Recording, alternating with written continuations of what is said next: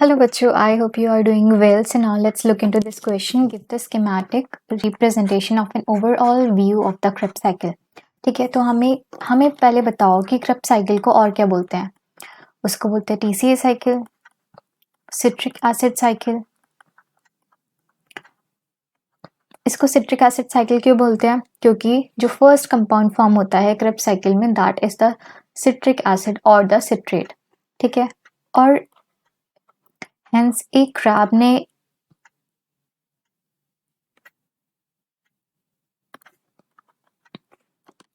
as it was discovered by hence a crab, therefore it is termed as Krebs cycle. ठीक है, देखो जब हम ग्लाइकोलिसिस की बात करते हैं तो हम बोलते हैं कि ग्लूकोज से कन्वर्शन होता है, ग्लूकोज का ब्रेकडाउन होता है और formation of the 2 pyruvate occurs. ठीक है, तो हमें पता है कि 2 पायरुवेट बनते हैं. अब मुझे बताओ जो ग्लाइकोलिसिस है वो कहाँ होता है? वो होता है साइटोसोल में. ठीक है, और अगर मैं इस साइकिल की बात करती हूँ तो ये होता है मैट्रिक्स ऑफ द माइटोकॉन्ड्रिया में. कहाँ होता है? Matrix of the mitochondria.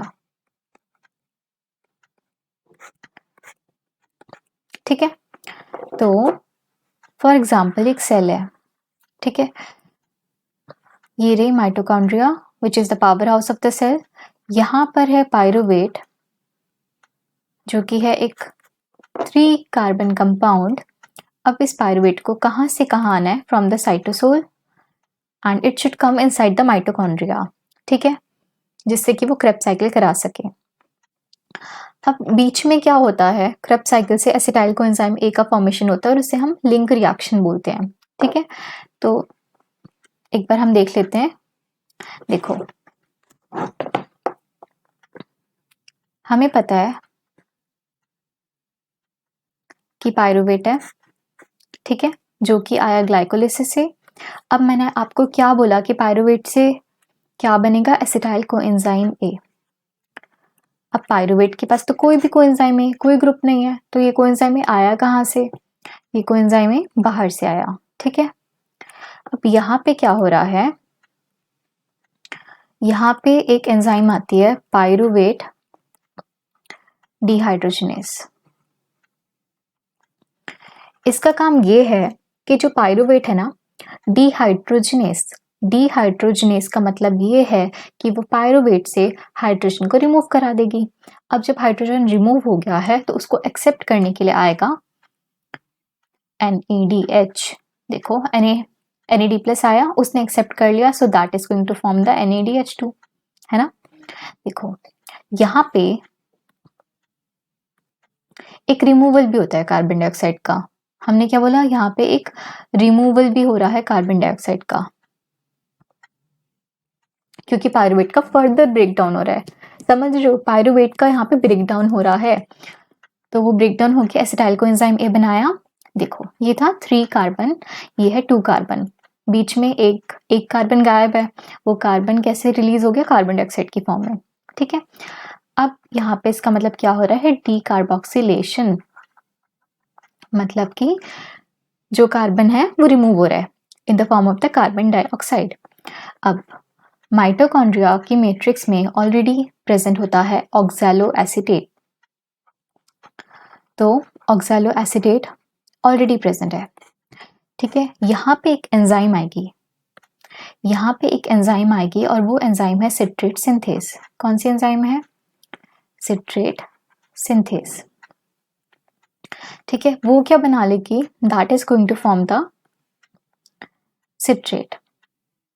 अब पता लग गया कि सिट्रिक एसिड नाम क्यों पड़ा? Because of this citrate. Okay, so after that यहाँ पे एक एंजाइम आएगी एंड दैट इज अकोनिटेज. ठीक है, अब ये अकोनिटेज क्या करेगी? That is going to form the, देखो that is going to form the isocitrate. और ये आइसोसिट्रेट है क्या? ये बेसिकली आइसोमर है, ये बेसिकली आइसोमर है ऑफ द सिट्रेट। ठीक है, देखो उसके बाद में यहाँ पे अब एक और एंजाइम आएगी, that is the isocitrate dehydrogenase, dehydrogenase.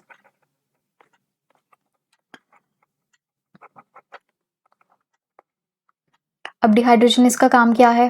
Hydrogen को रिमूव कराना। उस हाइड्रोजन को कौन एक्सेप्ट करेगा? That is again accepted by NAD plus and it is going to form NADH2। ठीक है, सिंपल। इसके बाद में यहाँ पे फॉर्म हुआ अल्फा कीटो ग्लूट्रेट। अब एक चीज ध्यान दो, ये था 4 कार्बन कंपाउंड, ये था 2 कार्बन कंपाउंड, तो टोटल कितना हुआ? 4 + 2 6 कार्बन कंपाउंड, जो कि सिट्रेट है। ठीक है, फिर से ये 6 कार्बन कंपाउंड है, ये है 5 कार्बन कंपाउंड है। अल्फा कीटो ग्लूट्रेट 5 कार्बन कंपाउंड है, तो एक कार्बन कहाँ पे गायब हो गया? एक कार्बन कार्बन डाइऑक्साइड की फॉर्म में यहाँ से रिलीज हो गया, और इसका मतलब यहाँ पे क्या हो रहा है? डीकार्बोक्सिलेशन। समझ आया? इसके बाद में देखो, अब ये अल्फा कीटो ग्लूट्रेट है, अब यहाँ पे किसने एक्ट किया? It is acted upon by the alpha keto glutarate dehydrogenase. ठीक है, अब डिहाइड्रोजिनेस मैंने फिर से बोला, so that is going to be accepted by again, देखो फिर से यहाँ पे कौन आएगा एक्सेप्ट करने?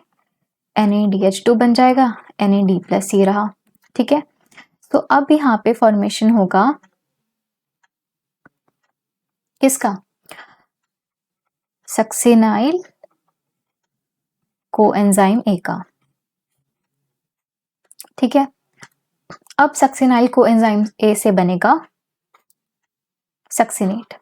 क्या बनेगा? सक्सिनेट।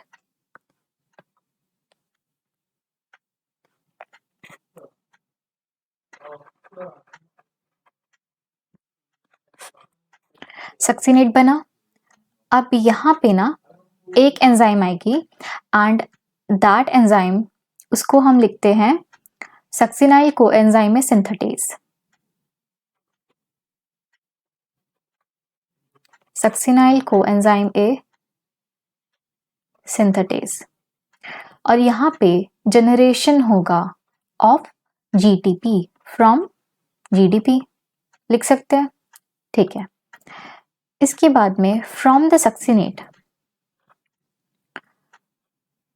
फॉर्म होगा फ्यूमरेट। फ्यूमरेट के बाद फॉर्म होगा मैलेट, और मैलेट के बाद में ऑक्सैलो एसिटेट वापस से रिसाइकिल हो जाएगा। लेकिन अब देखो, हमने यहाँ पे सक्सिनाइल कोएंजाइम में सिंथेटेज की बात की, इसके बाद में सक्सिनेट पे कौन एक्ट करेगा? सक्सिनेट डिहाइड्रोजिनेस, जो कि एक बहुत इंपॉर्टेंट एंजाइम है, ये आपको याद रखना है।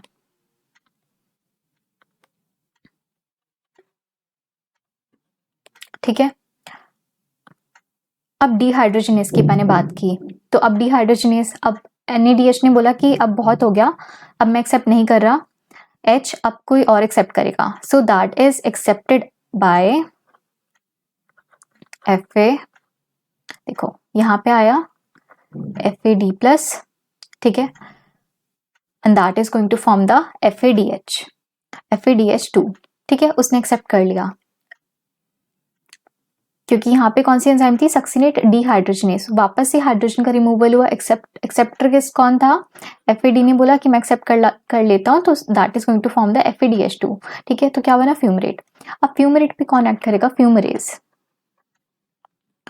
ठीक है, इसके बाद में आएगा मैलेट डिहाइड्रोजिनेस। अब वापस से जब यहाँ पे डिहाइड्रोजिनेस की बात आई है, तो यहाँ पे एक्सेप्ट कौन करेगा?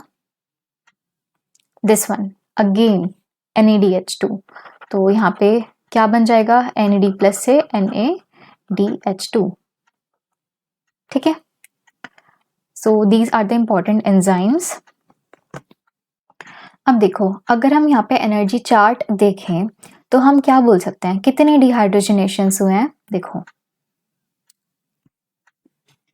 एक तो यहाँ पर हुआ है, ठीक है, एक यहाँ पर हुआ है, एक यहाँ पर हुआ है, और एक और यहाँ पर हुआ है। जहां जहां पे डिहाइड्रोजनेस है वहां तो डिहाइड्रोजनेशन हुआ ही है, और दो जगह क्या हुआ है, डीकार्बोक्सिलेशन हुआ है। तो हम क्या लिख सकते हैं,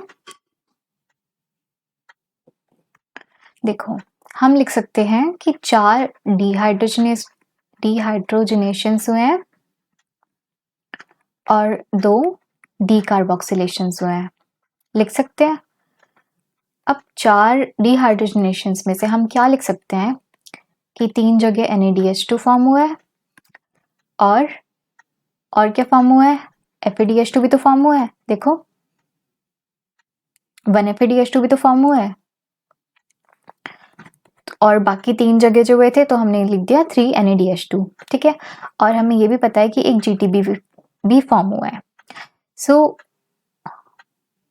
देखो, this is going to form the, अगर हम देखें तो ATP कितने फॉर्म होंगे इससे, 2 ATP, इससे 1 ATP, एंड इससे 9 ATP। Hope you understood it well, and all the best.